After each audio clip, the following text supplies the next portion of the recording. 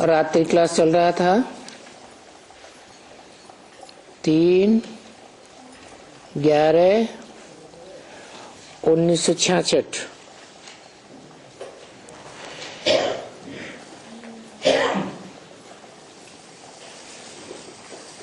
पहले पेज के मध्य में बात चल रही थी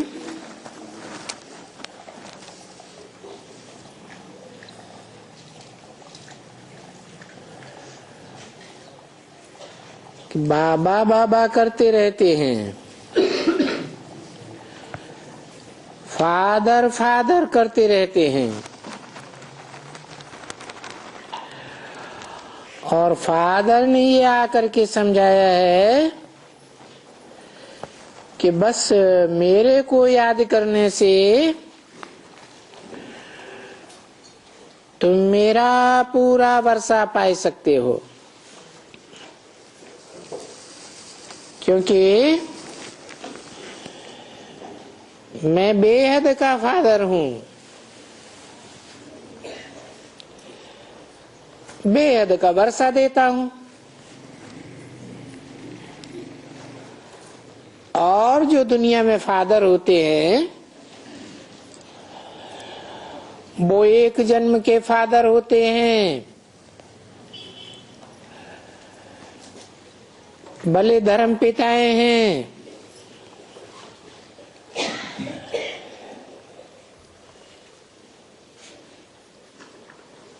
वो भी जीवन रहते तो एक के ही फादर होते हैं,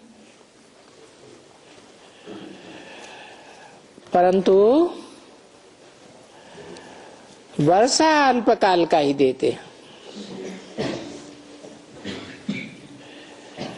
परंतु मेरे को याद करने से तुम पावन भी बन सकते हो।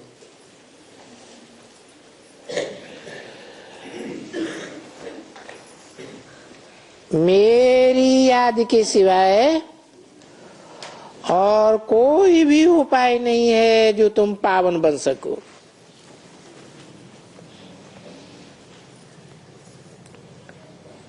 तो ये बड़ी बात उनको सुनानी पड़े कि हद के बाप तो बहुत हैं। अगर क्राइस्ट को भी कहें कि 200-250 करोड़ क्रिश्चियंस उसको अपना बाप मानते हैं, फिर भी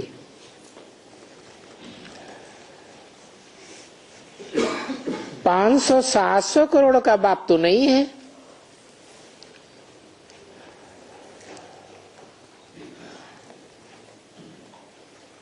बेहद का बाप तो नहीं कहेंगे।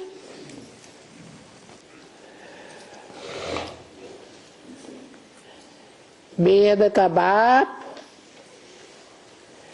ये बड़े रहम की बात आकर के बताते हैं कि मुझे याद करोगे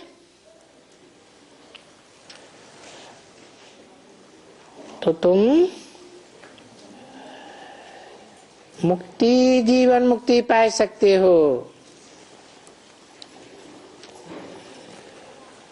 इसको ही रहम दिल कहा जाता है।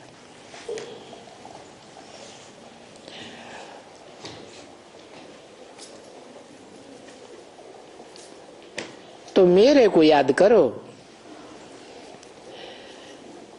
मैं देह का बाप नहीं हूं,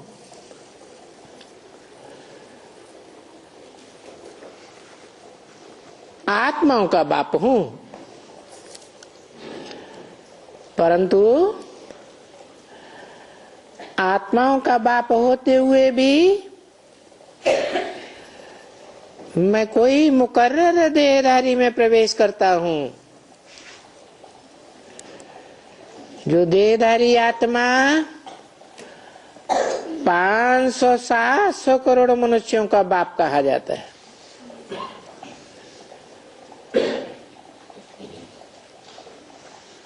वो सारी मनुष्य सृष्टि का बाप है। बीज है, बीज को बाप कहा जाता है। सारे मनुष्य सृष्टि रूपी झाड़ का एक ही बाप है।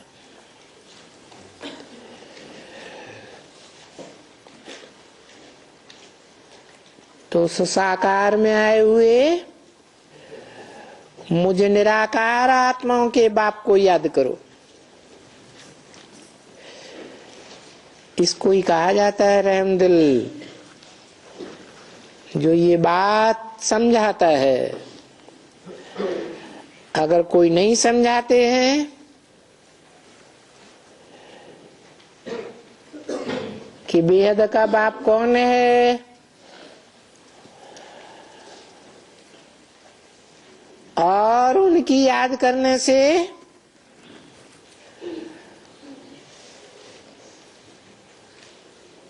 सबकी सदगति हो सकती है, तो ना अपने ऊपर रहम करते हैं न दूसरे के ऊपर रहम करते हैं। क्योंकि मूल बात जो भी है इस सारे ज्ञान की, भले इतना दिन तुम चलो,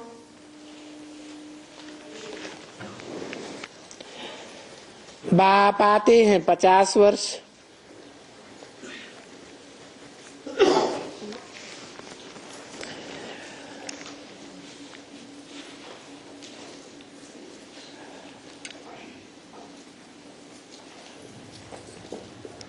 इसमें सबसे मूल बात है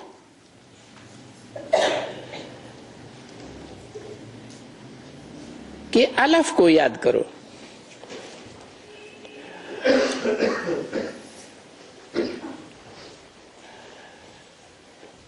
कब से कब तक?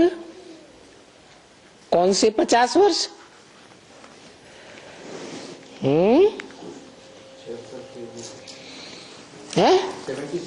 76 से लेकर 2028 तक आते हैं।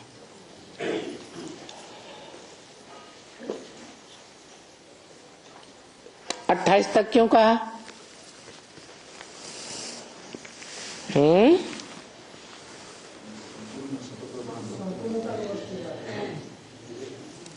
इसलिए कहा कि बताया ही है 40 से 50 वर्ष लगते हैं तुमको तमो प्रधान से सतो प्रधान बनने में। तो जरूर पहली कोई एक इकाई है जिसे तमो प्रधान से सतो प्रधान बनने में 76 से 40 वर्ष अर्थात 2017 तक 18 तक 40 वर्ष लगते हैं। क्योंकि 76 है बाप का प्रत्यक्षता वर्ष। कौन से बाप का प्रत्यक्षता वर्ष? आत्माओं के बाप का प्रत्यक्षता वर्ष नहीं, आत्माओं का बाप जिसमें प्रवेश करते हैं उस मनुष्य एक मात्र का प्रत्यक्षता वर्ष।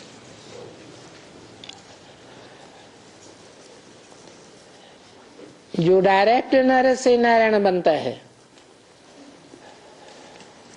पहले भी मुरली में बताया, इन्हें लक्ष्मी नारायण का जन्म कब हुआ?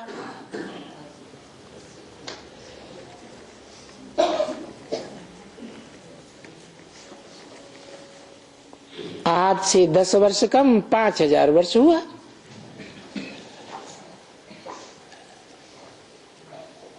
ये वाणी 66 की है।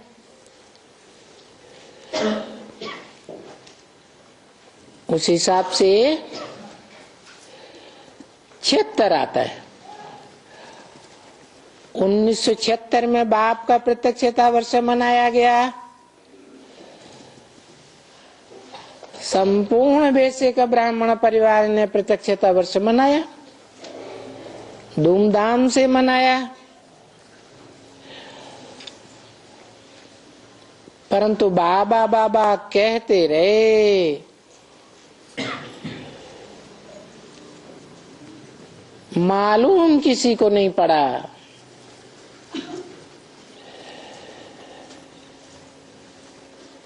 कि वो कौन सा बाबा है जिसमें बाप आकर प्रत्यक्ष होते हैं।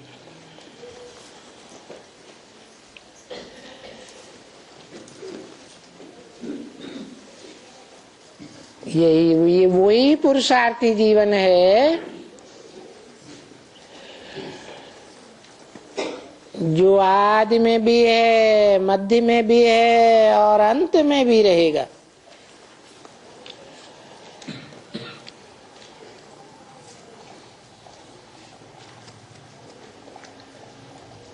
मुकर्ररत है, टेम्परेरी नहीं है।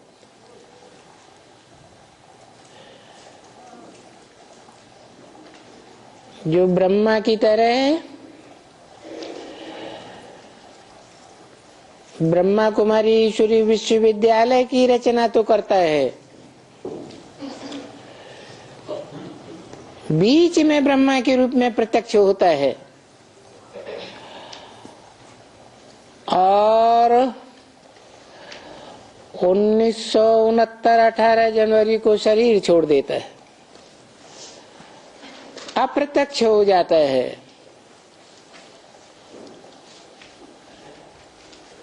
नहीं, इसका तो शास्त्रों में गायन है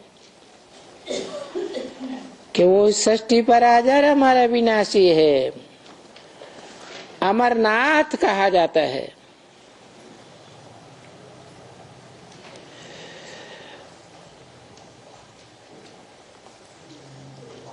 जिस अमरनाथ में अमर बनाने वाला शिव बाप प्रवेश करते हैं,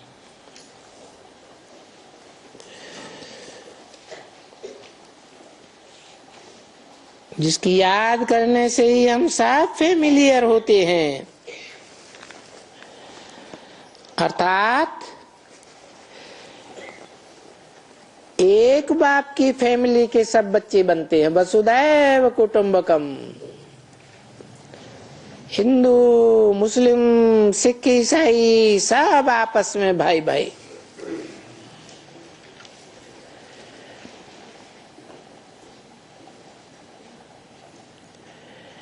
तो ये समझाने की अति मेहनत दी जाती है कि बाप कौन है। बाबा कहने में बड़ा सहज है, बड़ी सहज बात है,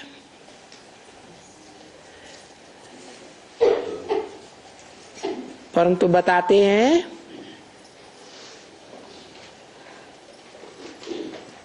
कि अलफ को याद करो, सिर्फ नुक्ता या बिंदी को याद न करो।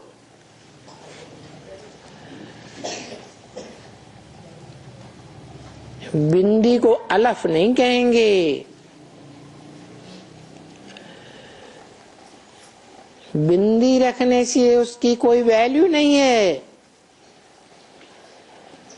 बिंदी की वैल्यू कब होती है? जब अंक रखा जाए। तो अव्वल नंबर अंक है अलफ,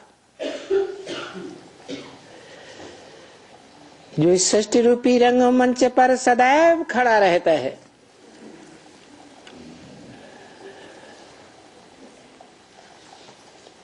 भक्ति मार्ग में भी कहते हैं कि शिव के साथ एक शंकर का ही नाम जोड़ा जाता है और किसी मनुष्य मात्र या देवता का नाम नहीं जोड़ा जाता। वही मुकर्रर है।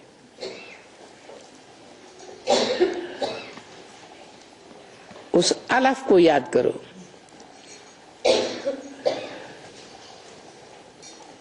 जो पुरुषार्थ में कभी गिरता ही नहीं, सदैव खड़ा रहता है।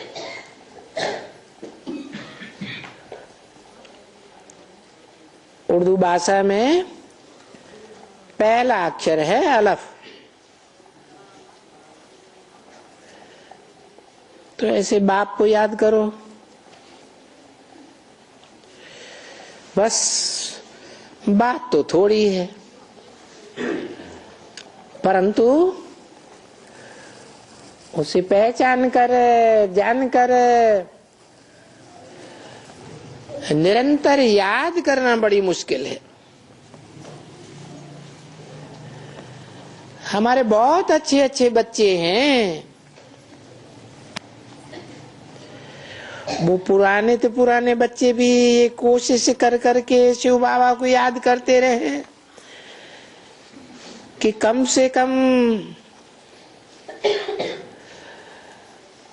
हम उसकी 8 घंटा तो याद करें।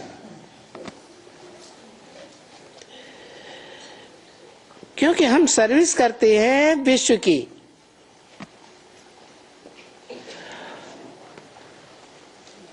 और बाप भी विश्व की आके सर्विस करते हैं। तब तो विश्वनाथ कहे जाते हैं, गाते रहते हैं हर हर विश्वनाथ गंगे।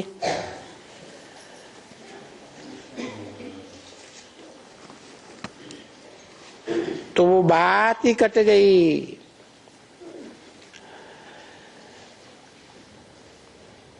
शांति चाहिए ना सबको। सारी दुनिया में शांति ही शांति चाहिए। तो शांति देवा गाया हुआ है, देवता गाया हुआ है।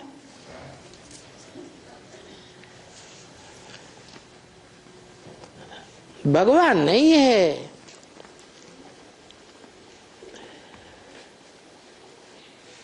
परंतु गाया जाता है देवता। देवों में बड़ा देव, सारी दुनिया में शांति कराए देता है। तो उसे जानने, पहचानने और उसमें आए हुए बाप को याद करना, यही एक शांति का उपाय है। सो आकर के बाप समझाते हैं।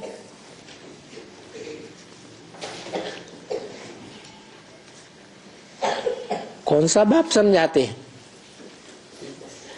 शिव बाप समझाते हैं। आकर के समझाते हैं। कहां से आकर समझाते हैं? ऊंचे ते ऊंचे धाम परम धाम से आकर समझाते हैं। जैसे सोल वर्ल्ड कहा जाता है। कहते हैं सिर्फ मुझ आत्मा को याद करो। क्या? आत्माएं तो और भी हैं। बिंदु बिंदु बिंदु बिंदु 500-700 करोड़ मनुष्य आत्माएं, पशु पक्षी कीड़े मकोड़ों की आत्माएं भी हैं।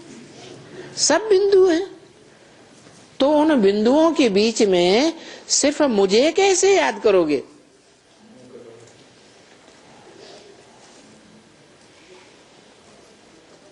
जरूर मैं ऊंचे ते ऊंचे हूं। ऊंचा तेरा धाम, ऊंचा तेरा नाम, ऊंचा तेरा काम। तो ऊंचे ते ऊंचे बाप को जरूर ऊंचे ते ऊंच में ही प्रवेश करना चाहिए ना।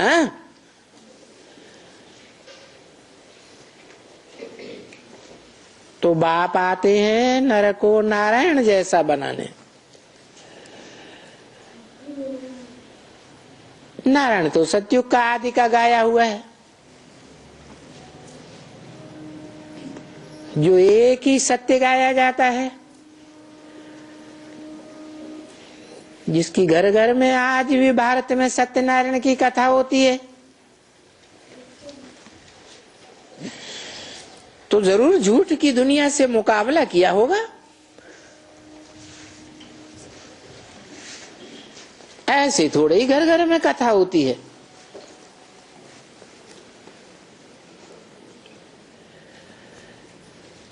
तो बाप आकर समझाते हैं, सिर्फ मुझे याद करो। सब अशांत हैं क्योंकि तमो प्रधान है। जब शांत हो जाते हैं तो सत्व प्रधान बन जाते हैं। वो सारी सृष्टि सत्व प्रधान बन जाती है। शांति भी तो सत्व प्रधान है ना। देखो, हर एक मनुष्य, कोई भी साधु संत महात्मा के पास जाते हैं, बोलते हैं हमें मन की शांति चाहिए।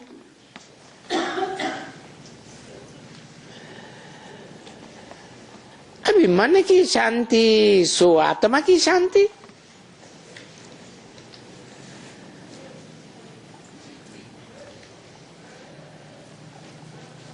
मन चलायमान है या निश्चल है? चलायमान है तो अशांत है या शांत है?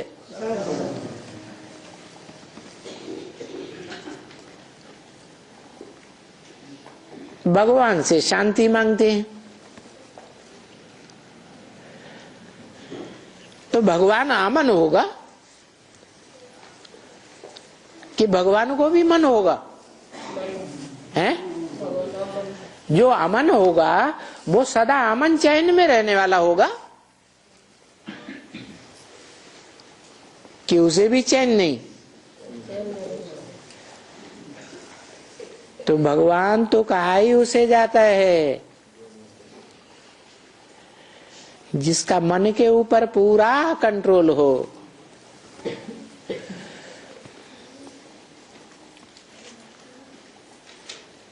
मन के ऊपर पूरा कंट्रोल हो जाए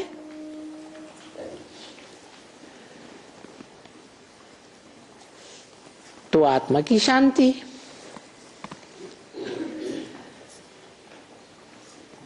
कहेंगे मन रे आत्मा,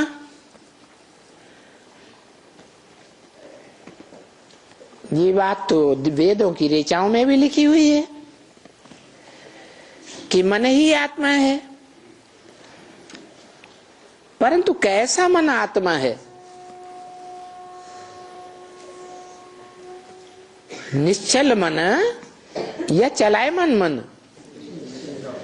मनुष्यों में जो मन होता है वो कैसा होता है? चलायमान होता है।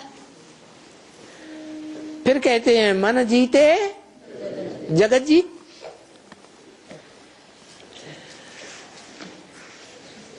तो देखो, आत्मा का तो स्वधर्म ही है शांत, परंतु इन विचारों को मालूम नहीं है कि स्थायी शांति का वर्षा कैसे मिलेगा। वो तो तब ही मिलेगा जो स्थायी शांति में रहने वाला हो। इतनी आत्माएं हैं संसार में, देव आत्माएं, मनुष्य आत्माएं, राक्षसी आत्माएं, पशु पक्षी कीट पतंगों की आत्माएं। उनमें कौन सी आत्मा है जो इस दुनिया में आकर के भी स्थायी शांति में रहती है? हैं? जरूर सुप्रीम सोल है।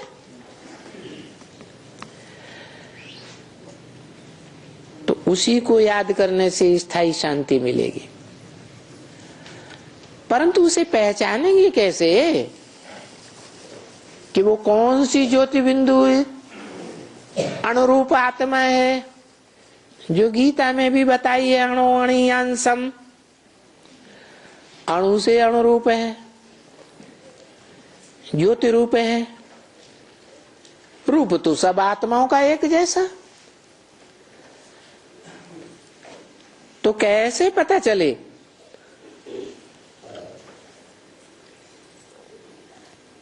है कि वो कौन है, कहाँ है? हाँ, जब वो स्थायी शांति में आने वाली आत्मा ज्ञान देवे, पहचान देवे, तो सबको जो भी आवे उनको पहले जनावे, बतावे कि तुम जो प्रार्थना करते हो, कोई क्राइस्ट की प्रार्थना करता है, कोई कृष्ण की प्रार्थना करता है, कोई राम की करता है, कोई किसकी करता है, कोई भारत माता की करता है। आजकल तो भारत माता की बहुत ही प्रार्थना करते हैं, गली गली में बोलते हैं भारत माता की जय। अभी भारत माता की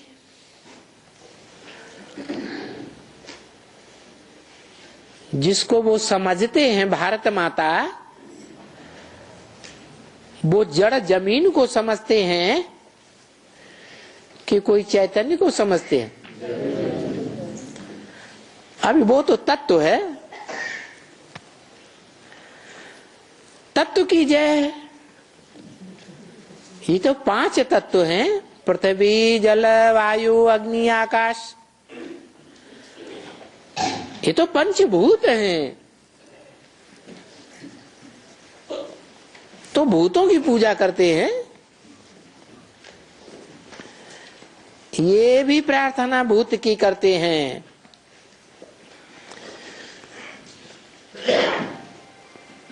प्रार्थना पृथ्वी माता की थोड़ी ही करनी है,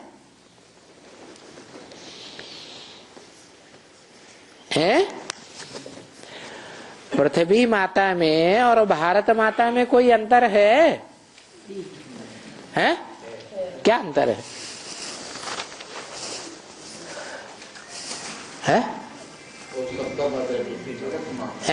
देवताओं का, राक्षसों का सबका माता पृथ्वी है। भारत माता भी, उनसे पूछो जो कहते हैं भारत माता की जय, भारत माता भी जड़ जमीन और पृथ्वी भी सारी जड़ जमीन।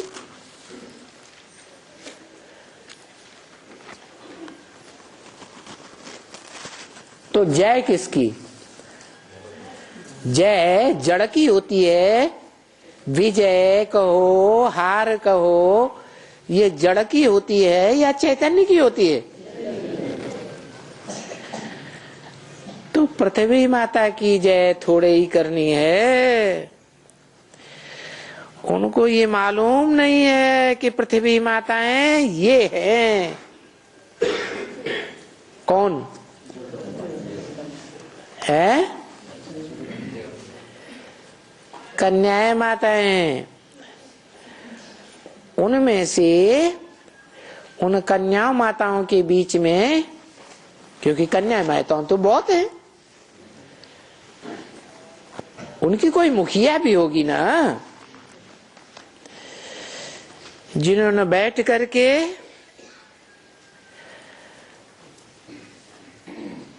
याद के बल से इस भारत को शांति बनाया है, सुखी बनाया है।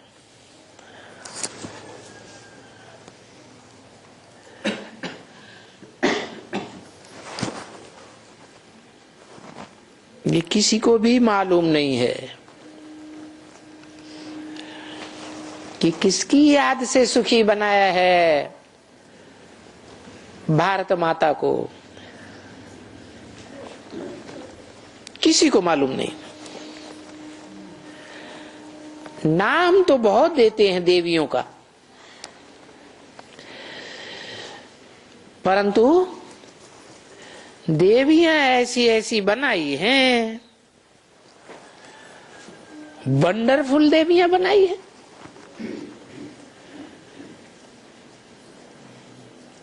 कहते हैं महागौरी, एकदम गौरी।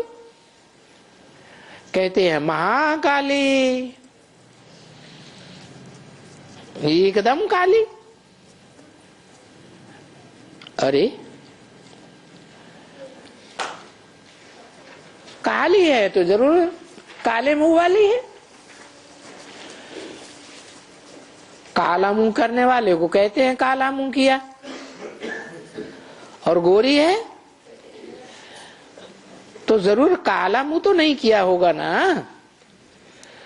गोरा मुंह होता ही तब है जब पवित्रता धारण की है। अपवित्र होते हैं, विविचारी होते हैं तो कहते हैं कल मुहा, काला मुंह करके आई।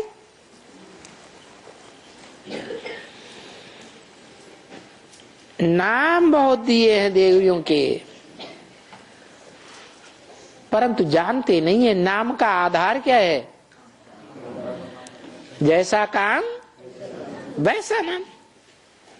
काला काम किया तो वैसा नाम, काली देवी। गोरे काम किए तो महागौरी। तो देखो ऐसी ऐसी देवियां बनाई हैं वंडरफुल। इनके जो नाम दिए हैं, रूप दिए हैं, वंडर तो लगता है। ये काली का जो चित्र बनाया है कलकत्ते में, खास चित्र कहाँ बनाते हैं? काली कलकत्ते वाली। यानी कि कलकत्ते में कितनी महिमा है। कलकत्ते में ही क्यों महिमा है इतनी है? दुनिया में और कोई शहर भी होना चाहिए ना। वहां क्या काले मुंह वाली नहीं होती हैं, काले कर्म करने वाली नहीं होती हैं? है? हाँ, कलकत्ता ही एक शहर है हिस्ट्री में जहाँ वैश्यावृत्ति बहुत होती है। काली माता कर करके माँ माँ माँ कह करके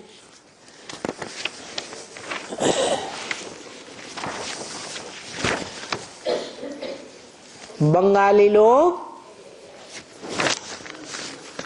बहुत याद करते हैं, परंतु शिकल ऐसी भयंकर बनाई है।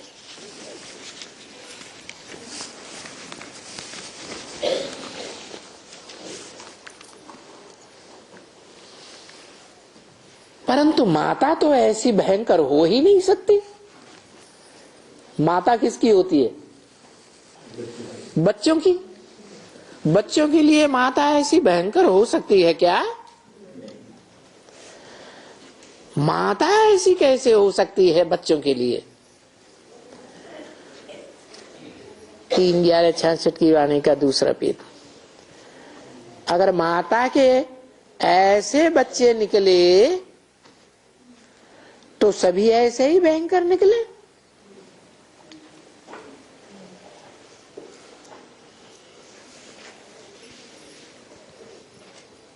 कितनी काली है और जीवा निकली हुई है इतनी।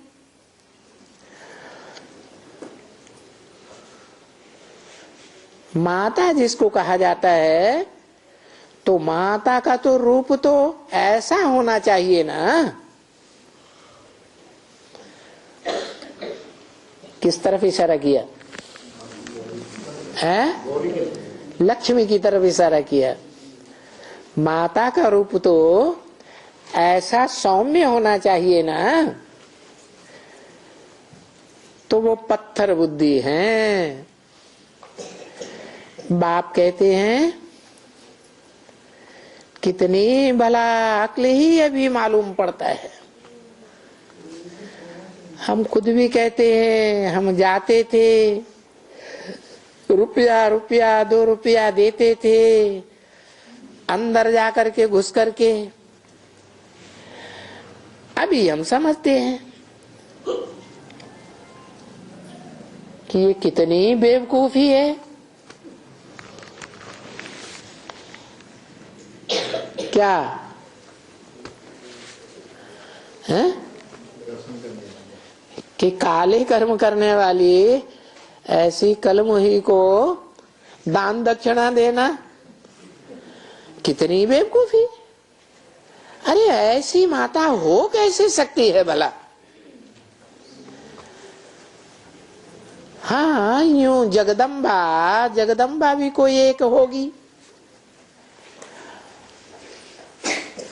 सारे जगत की अम्बा। नहीं तो इतना बड़ा सारा जगत आया कहां से, जिसमें इतने अनेक धर्म वाले बच्चे हैं।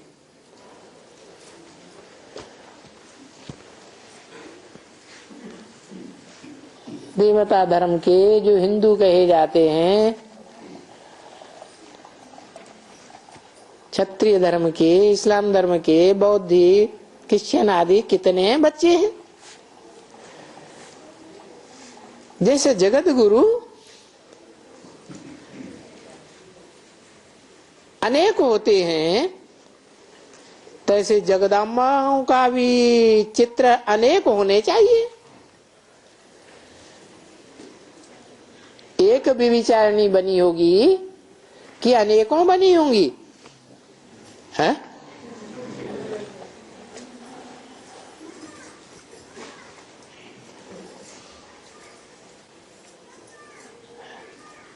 भगवान की रचना किसे कहें, है? भगवान आवेगा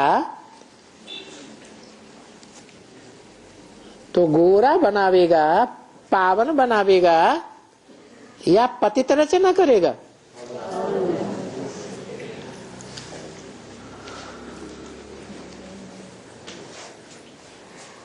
तो ये अनेक धर्म, इस्लामी, बौद्धी, क्रिश्चियन वगैरह वगैरह वगैरह, ये सब विचार में ले जाने वाले धर्म हैं।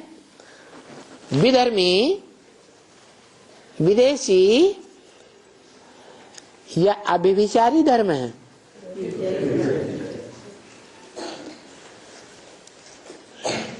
तो इनकी अम्बा, इनकी भी विचारी बनाने की शुरुआत कोई अम्बा ने तो की होगी कि अपने आप बेविचारी बन गए। तो देखो,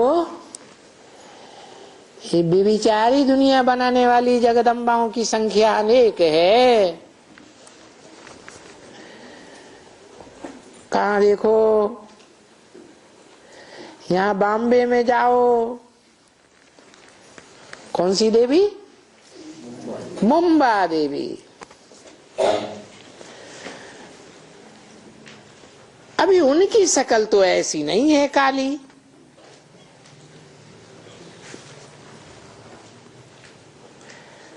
माँ तो जगदम्बा, और वो जगदम्बा तो एक होनी चाहिए ना। तो ये देखो, और होनी चाहिए मनुष्य। उनमें 2 बाहें काली, 2 बाहों वाली होनी चाहिए, 2 बाहों वाली होनी चाहिए। दूसरी तो माता कभी 4 बाहों वाली, अनेक भुजाओं वाली हो ही नहीं सकती है। मनुष्य की माता, मनुष्य 2 हाथों वाला, तो उसकी माता भी 2 हाथों वाली। और चित्र तो देखें कैसे वंडरफुल निकाले हैं। कई तो बड़ी भयंकर शक्तियां निकाली हैं। वो बाबा कहते हैं सब बेचारे मरे मुझे हुए हैं, एकदम बिल्कुल कुछ भी नहीं समझते हैं। ये बेसमझ देखने में तो मनुष्य आते हैं, परंतु हैं बंदर से भी बदतर।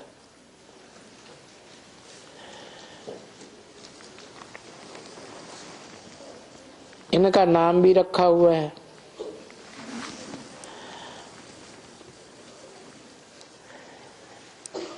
इस दुनिया का नाम भी रखा हुआ है कांटों की दुनिया, फॉरेस्ट ऑफ थॉर्न्स।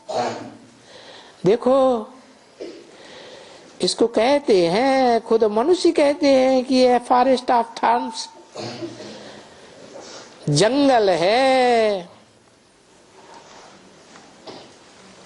कौन सी दुनिया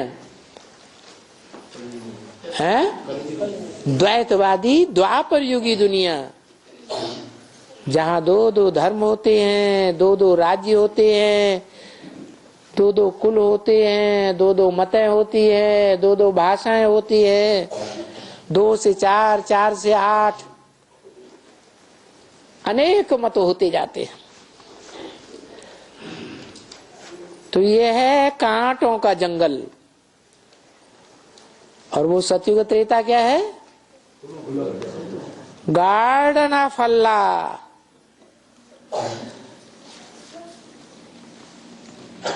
अल्लाह का बगीचा, भगवान का। ये देखो देखने में भी मनुष्य ही मनुष्य आते हैं। मनुष्यों के सिवाय कोई दूसरा हो भी नहीं सकता है।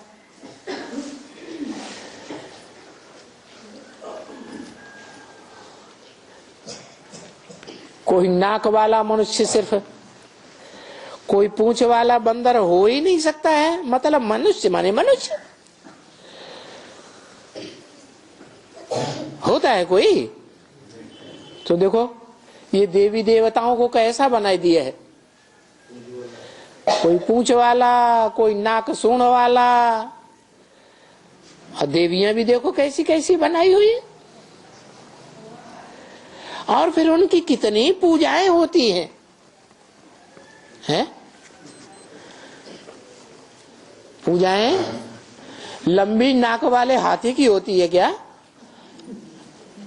लंबी पूंछ वाले बंदर की पूजा होनी चाहिए।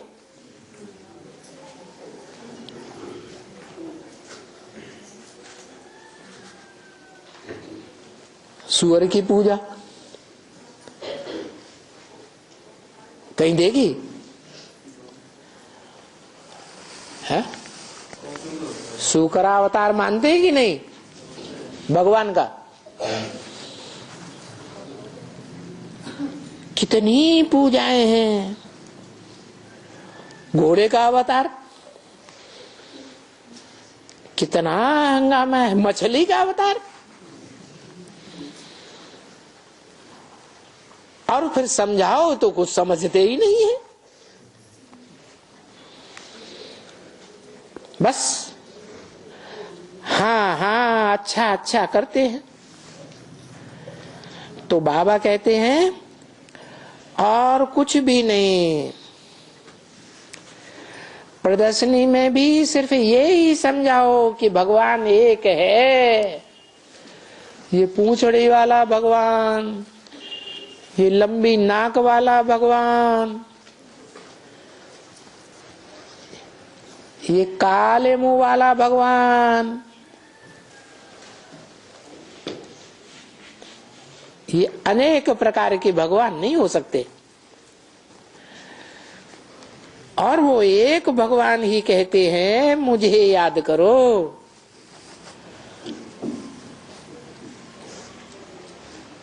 जो एक ही बात सुनाते हैं,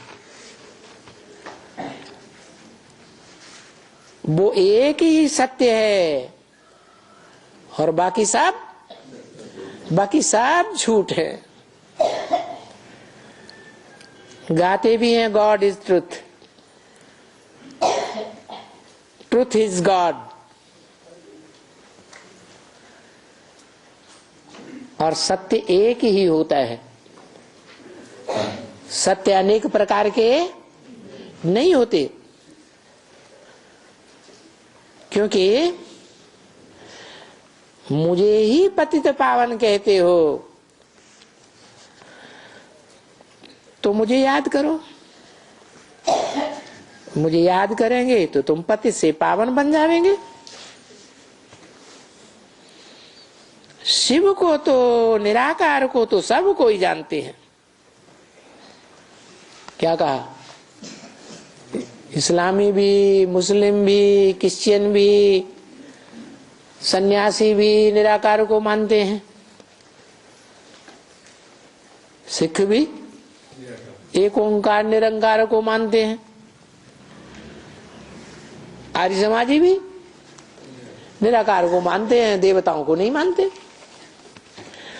पर शिव को बाबा समझ करके, बाबा जिसे ग्रैंडफादर कहा जाता है, ऐसे शिव बाबा को याद करते रहो तो बाबा की गारंटी है कि तुम जरूर पावन बन जाओगे।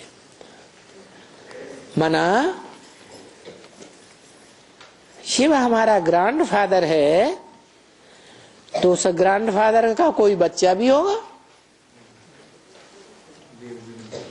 एक ही बच्चा होगा। एक बाप ऊंचते ऊंच तो उसका ऊंचते ऊंच एक ही बच्चा। कहते भी हैं त्रिमूर्ति शिव, ब्रह्मा देवताय नमः, विष्णु देवताय नमः। फिर महादेव किसे कहते हैं? देवदेव, ब्रह्मादेव, विष्णुदेव, शंकर महादेव। तो जो ऊंचते ऊंचे देवता है, भगवान आकर के नर अर्जुन को नारायण बनाने का ज्ञान देते हैं ना।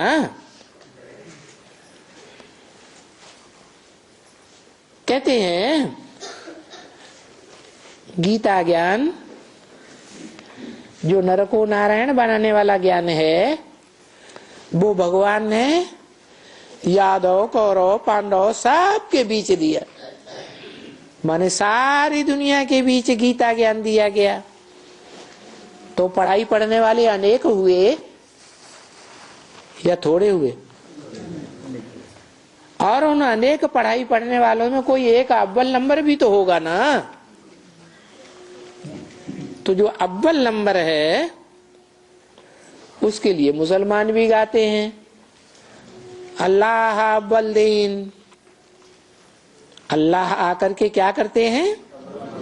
उस एक के द्वारा ही अव्वल नंबर दीन अर्थात धर्म की स्थापना करते हैं। जैसे और धर्म पिताएं सब निराकारी स्टेज वाले होते हैं।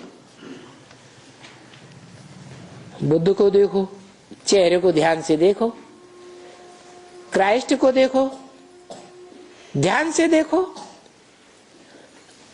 गुरु नानक को देखो। चेहरे को देखने से ही निराकारी स्टेज देखने में आती है या साकारी स्टेज देखने में आती है? जैसे इस संसार में है ही नहीं। आत्मा इस दुनिया से परे हो गई तो अपने अपने धर्म में वो अव्वल नंबर है।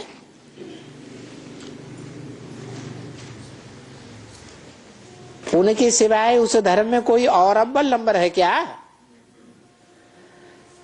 तो ऐसे ही सारी दुनिया में कोई अव्वल नंबर होगा ना।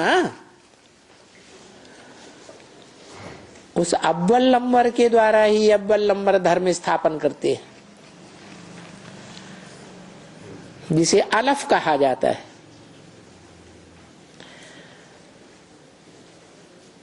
तो उस एक की पहचान देने के लिए, एक को याद करने के लिए तुम इतनी मेहनत करते हो। तो ये सबके ऊपर कृपा करनी चाहिए। सबके माने हैं, सबके माने कितने के ऊपर? जो भी 500-700 करोड़ हैं, सबके ऊपर कृपा करनी चाहिए। तो क्या करते हैं? क्राइस्ट ने 200-250 के ऊपर, 200-250 करोड़ के ऊपर कृपा की। हर धर्म पिता अपने ग्रुप के ऊपर ही कृपा करता है, यह 500-700 करोड़ के ऊपर कृपा करता है? अपने धर्म के ऊपर ही कृपा। और उन धर्म के जो फॉलोअर्स हैं, उनमें कोई कोई बड़े महत्वाकांक्षी हुए हैं, जिन्होंने बड़ी कोशिश की कि हम सारी दुनिया को अपनी मुट्ठी में कर लें, कंट्रोल में कर लें। तो क्या कर सके? हैं? नहीं कर सके। तो न उन धर्म पिताओं में इतनी ताकत है कि सारी वसुधा को, सारी पृथ्वी को अपने कंट्रोल में कर सके। ये तो एक में ही ताकत है। और वो ताकत भी कहां से मिलती है?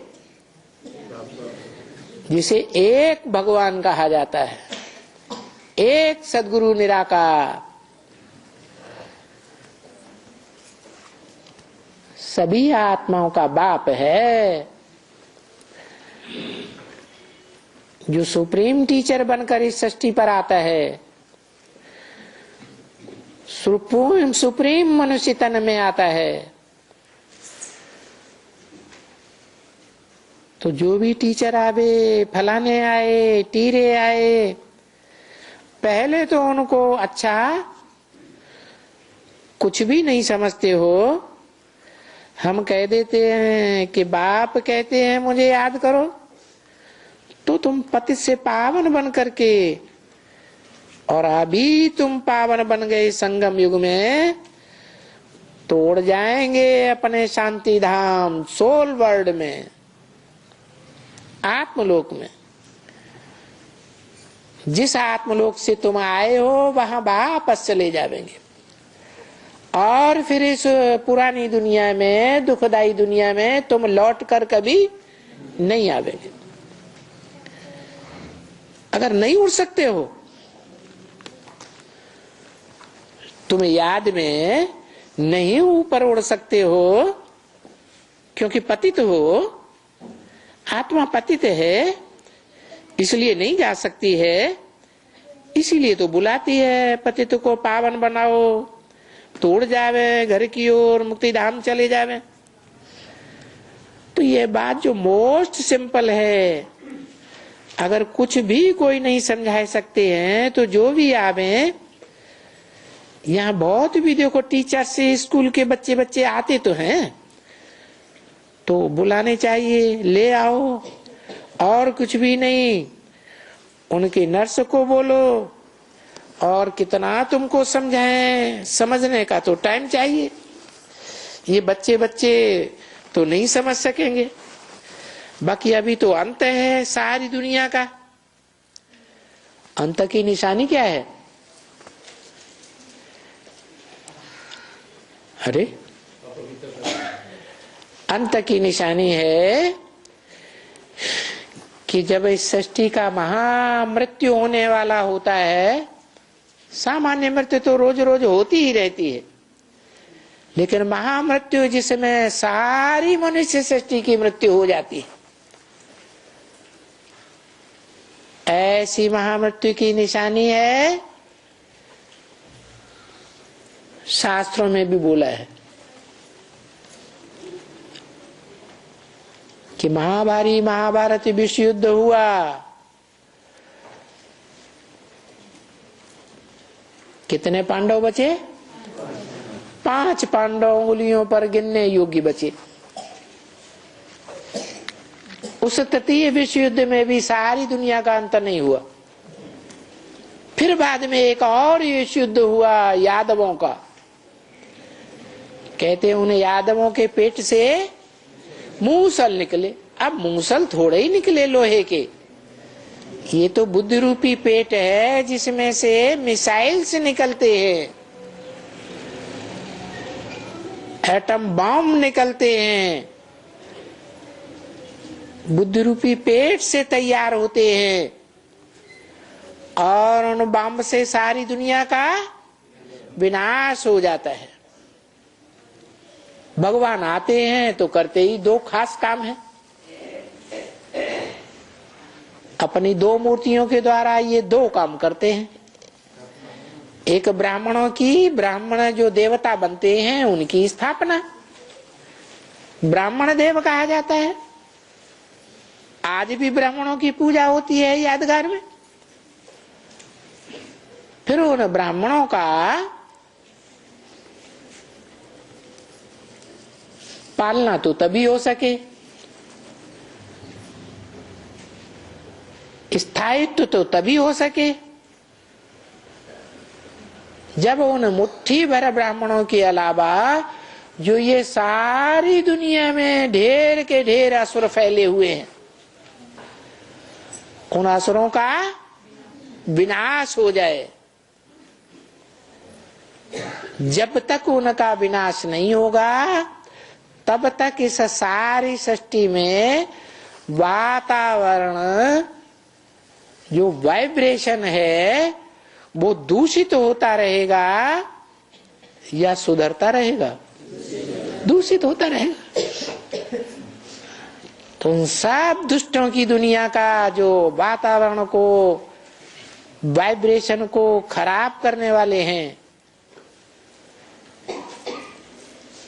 मुट्ठी भर योग बल वाले बच्चों का जो पुरुषार्थ है श्रेष्ठ वाइब्रेशन बनाने का, वो बनने ही नहीं देते। तो उन सब का विनाश हो जाता है एटॉमिक एनर्जी से। एटम बम फटते हैं, सारी पृथ्वी डोलायमान हो जाती है, और जब पृथ्वी मुख्य ग्रह डोलायमान होता है तो सभी ग्रह आपस में टकराते हैं, डोलायमान हो जाते हैं, और सारी सृष्टि का विनाश होता है। योग बल वाले वो बच्चे जो संगठित होकर के एक स्थान पर एक लिमिटेड वायुमंडल का निर्माण करते हैं, वाइब्रेशन बनाते हैं, वो सुरक्षित रह जाता है। बाकी सारी दुनिया का ध्वंस हो जाता है। जैसे शास्त्रों में दिखाते हैं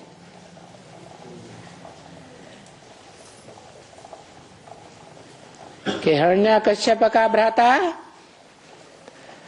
हिरण्याक्ष सारी पृथ्वी को कहां ले गया? एकदम गड्ढे में, पाताल में ले गया। परंतु सारी पृथ्वी पाताल में चली गई या उसका कुछ हिस्सा बच गया है? काशी नगरी बची। तो जैसे भारत माता कोई माता का नाम है जिसके आधार पर भारत माता कही जाती है। काहे मेरत? भा माने ज्ञान की रोशनी मेरत। ज्ञान की रोशनी में प्रैक्टिकल जीवन में रत रहती है। ज्ञान क्या है? ज्ञान माने सत्य, सत्य की जानकारी ज्ञान या झूठ की जानकारी ज्ञान? सत्य की जानकारी के ज्ञान। तो सत्य क्या है?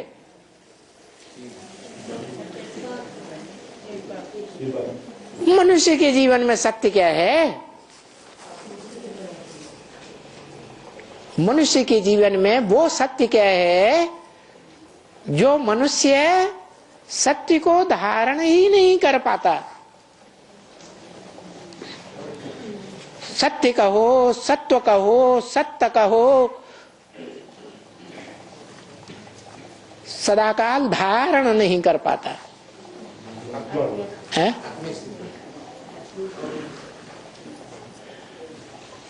आत्मिक स्थिति की बात छोड़ दो, वो तो भगवान जब इस सृष्टि पर आता है तब ही आत्मिक स्थिति बनती है। लेकिन मनुष्य के अंदर, देवात्माओं के अंदर वो सत्व पहले से ही होता है। जिस सत्व को धारण करने से ये सृष्टि बहुत तीव्र गति से नीचे नहीं उतरती है, 2500 साल तक फिर भी स्थिरियम रहती है। हाँ, प्योरिटी, पवित्रता, जिसे सत्य कहा जाता है, जिसे आज मनुष्यों की भाषा में, मनुष्यों में वीर्य कहा जाता है। वो धारण करके रहता है या निष्खलित होता रहता है? स्खलित होता रहता है। तो ये सत्य है, ये सत्य है, ये सत्व है जो मनुष्य धारण नहीं कर पाता। इसे धारण करने की प्रक्रिया भगवान ही आकर के सिखाते हैं, परंतु उसे धारण करने में नंबरवार निकलते हैं स्टूडेंट्स, पढ़ाई पढ़ने वाले, कि सब एक जैसे हो जाते हैं। जो अव्वल नंबर निकलता है वो अमोघ वीर्य कहा जाता है। वो अमोघ वीर्य भगवान का साकार रूप माना जाता है। बाकी तो संसार में झूठों ने आकर के अनेक भगवान के रूप बनाई दिए, यहां तक कि हर आत्मा सो परमात्मा बन गई। तो ऐसी स्टेज जब झूठों की दुनिया की आ जाती है तो निशानी है, एक तरफ भगवान आते हैं नई दुनिया स्थापन करने के लिए, और दूसरी तरफ पुरानी दुनिया का विनाश करने के लिए भी एक मूर्ति तैयार होती है। जिस मूर्ति के नाम के आगे वो शब्द लगाते हैं, हर हर बम बम। जैसे जैसे बम फूटते जाएंगे वैसे वैसे पापों का हरण होता जाएगा। तो ये निशानी है एटम बम कि अब दुनिया का अंत है। आज से 78-80 साल पहले एटम बम का नाम निशान नहीं था। जब भगवान आते हैं इस सृष्टि पर तो एटमिक एनर्जी भी तैयार होती है। पहला विस्फोट हुआ था कहाँ? हिरोशिमा नागासाकी पर। कौन से सन में है? 45 में। वो तो छोटी छोटी बम्बियां थी 20-20 मेगावाट की। अभी तो हजारों हजार मेगावाट के एटमिक एनर्जी अनेक देशों के पास तैयार हुई पड़ी है। परंतु उन तैयार करने वालों में, बनाने वालों में, वैज्ञानिकों में एक में भी ऐसी शक्ति, हिम्मत नहीं है जो उनका विस्फोट कर सके। वो डरते हैं कि हम विस्फोट करेंगे तो दूसरे देश भी चुप नहीं बैठेंगे, और ये दुनिया में तृतीय चतुर्थ विश्व युद्ध हो सकता है जिसमें हम भी खलास हो जाएंगे और सारी दुनिया खलास हो जाएगी। मौत से तो सबको डर लगता है। वो एक ही है जिसकी मौत इस सृष्टि में कभी होती ही नहीं।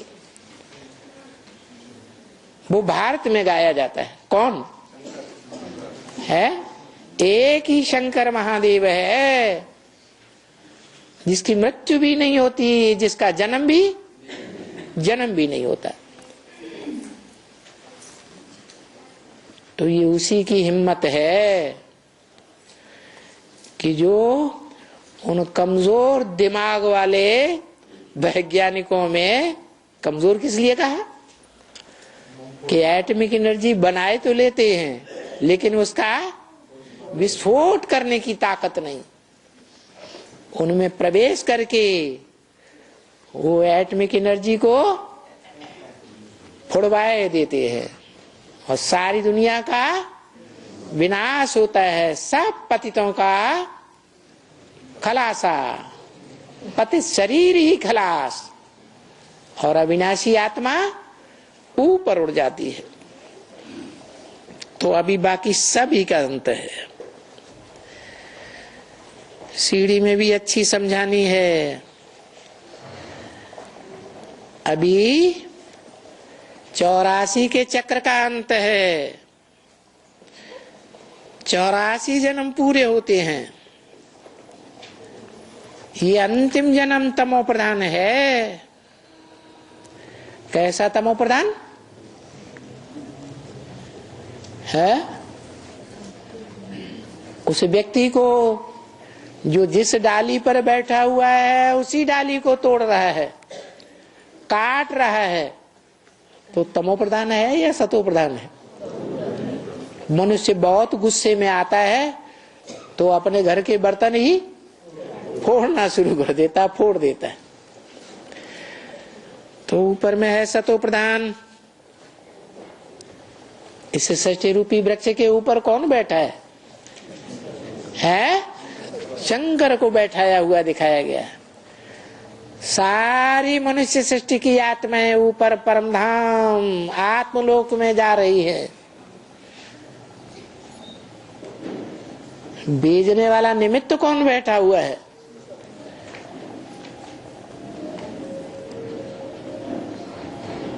जो सबको खींच खींच करके ऊपर भेज रहा है। तो वो ऊपर में है सतो प्रधान, नीचे सब है तमो प्रधान। ये सारा भारत कभी सतो प्रधान था। देखो क्या था, अभी तमो प्रधान बना है तो क्या है?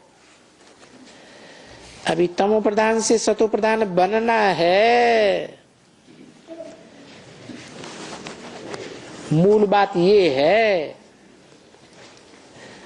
तो बस बाप कहते हैं मुझे याद करते रहो तो तुम सतो प्रधान बन जाएंगे। अभी याद करने का चार्ट रखो। और बाबा ने कहा है अभी ना अंत समय होगा, तभी तो हमको कम से कम तुमको 8 घंटा याद रखना है।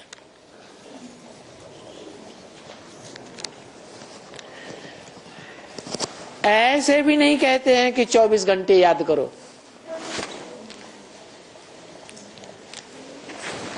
क्या कितना याद करो? 8 घंटा शरीर की परवरिश में दो, 8 घंटा ईश्वरीय सेवा करो और 8 घंटा है याद में रहो। शरीर की परवरिश माने अपने भला धंधा दौरी करो। कम से कम 4 घंटा तुम कर्म करो। धंधा दौरी पेट के लिए जरूर करो। क्या क्या करो? पेट के लिए धंधा दौरी जरूर करो। कोई कहे कि चलो धंधा दौरी पेट के लिए हम तो करें, फिर जो सरेंडर हो जाते हैं वो तो पेट के लिए कोई धंधा दौरी नहीं करते, अपने पेट के लिए करते हैं? वो अपने पेट के लिए कोई धंधा दौरी, कोई नौकरी चाकरी करते हैं क्या? हैं? नहीं, उनके लिए भी बोला जो बैठे बैठे खाएंगे तो उनका बनेगा या बिगड़ेगा? बिगड़ते बिगड़ते इतना बिगड़ जाएगा कि आखिरीन छोड़ के भागना पड़ेगा बाहर की दुनिया में। तो जो यज्ञ छोड़ करके जाते हैं सरेंडर होने के बाद, उनकी क्या गति होती है? दुर्गति हुई या सदगति हुई? जो भगवान के घर में भी नहीं से आराम से रह सके, वो बाहर की दुनिया में आराम से रह सकेंगे? तो बाप कहते हैं भले तुम 8 घंटा आराम करो, 8 घंटे धंधा धोरी करो, 8 घंटा कहां से भी निकाल कर करके जमा करते जाओ, बाप को याद करते जाओ। तो तुम्हारा ये जो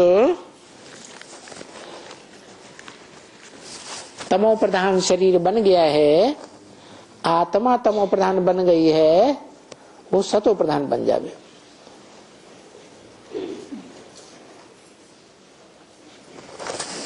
सतो प्रधान बन जाएगा।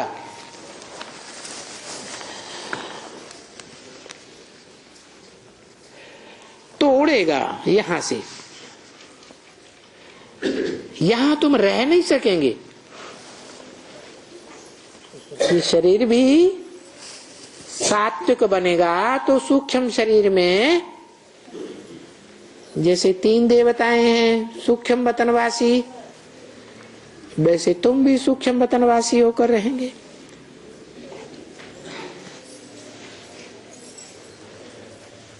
मन शरीर भी फरिश्ता बनेगा। फिर फर्श की दुनिया से तुम्हारा कोई रिश्ता नहीं रहेगा, तुम यहां रह ही नहीं सकेंगे। तुम माने कौन? आत्मा। सत्य प्रधान आत्मा बने ना, तो ऑटोमेटिकली कशिश होगी उनको।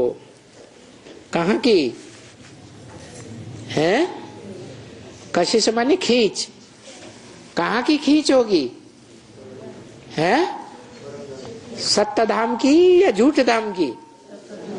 है सत्य धाम में जाने की खींच होगी। कट निकल गई तो ये भागा अपने घर, बिल्कुल इस तामसी दुनिया में ठहर नहीं सकेंगे। तो ये अभी देखते हो ना, बरोबर सतो प्रधान बनेंगे, कर्मातीत अवस्था हो जाएगी। कैसी अवस्था हो जाएगी? कर्म अतीत। ये क्या होता है कि कर्मेंद्रियों से, कोई भी कर्मेंद्रियों से कर्म करते रहेंगे, फिर भी कर्मेंद्रियों के कर्म से, उसके फल से अतीत चले जाएंगे। कर्मेंद्रियों का फल मिलेगा ही नहीं। पाप कर्म का भी कोई असर नहीं और पुण्य कर्म का भी कोई फल नहीं। ऐसी स्टेज बन जाएगी जिस संपन्नता की 100% स्टेज के लिए बोला है मुरली में, मैं विनाश ऐसे से कराता हूं जिस पर कोई पाप न लगे। गीता में भी लिखा है, आत्मनिष्ठ व्यक्ति सारे संसार की हत्या कर दे तो भी उस पर कोई पाप नहीं लगेगा। तो कर्मातीत अवस्था हो जाएगी तो भाग जाएंगे अपने आत्मलोक में। ये इसमें रहेंगे ही नहीं, तामसी शरीर और तामसी दुनिया में। इसीलिए तो हम पुरुषार्थ करते हैं। क्या कहा? हम ये जो आत्मा और परमपिता परमात्मा को याद करने का पुरुषार्थ करते हैं, किस लिए करते हैं? ताकि हमारा इस दुनिया से, इस तमो प्रधान शरीर से छुटकारा हो जाए। इतना सतो प्रधान बन जाएंगे और हम चले जाएंगे। ओम शांति।